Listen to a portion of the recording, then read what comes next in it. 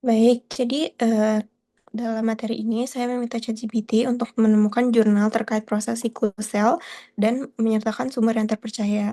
Lalu saya memilih jurnal bioesai dengan judul Pertumbuhan Sel dan Siklus Sel, wawasan baru tentang pernyataan-pernyataan yang terus-menerus dengan Scopus Index Q1.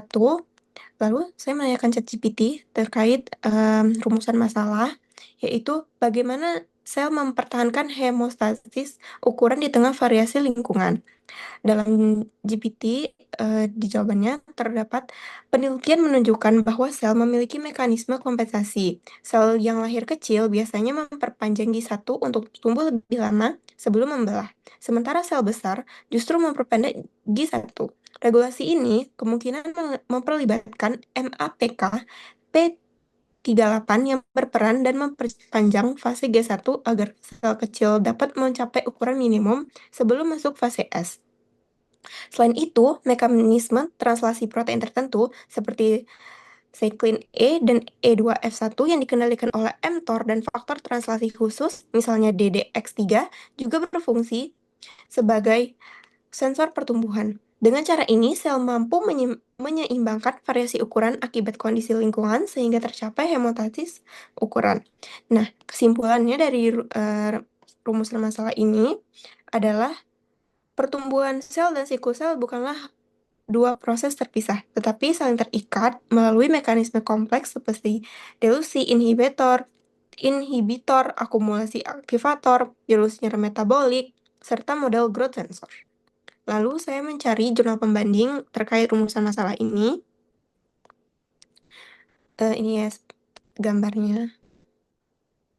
Lalu saya menemukan jurnal dengan judul Homeostatis Ukuran Sel, Kontrol Metabolik Terhadap Pertumbuhan dan Pembelahan Sel.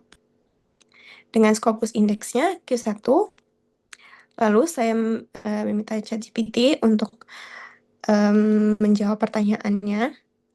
Lalu berdasarkan jurnal Cell Gold ini, sel mempertahankan homeostatis ukuran di tengah variasi lingkungan dengan yang pertama, mekanisme kompensasi fase G1.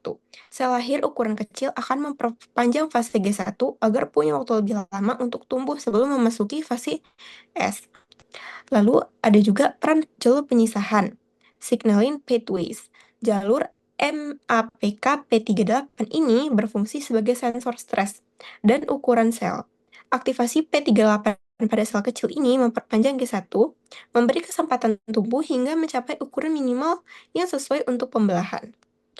Lalu juga jalur mTOR dan PI3K atau AKT berperan dalam mengatur metabolisme, translasi protein, serta laju pertumbuhan, sehingga sel bisa menyeimbangkan sinyal, nutrisi, dan kebutuhan siklus sel. Lalu juga terdapat dilusi inhibitor dan akumulasi aktivator. Protein ini menghambat siklus sel seperti Rb atau WHI5 terdilusi ketika volume sel meningkat, sehingga konsentrasinya turun seiring pertumbuhan.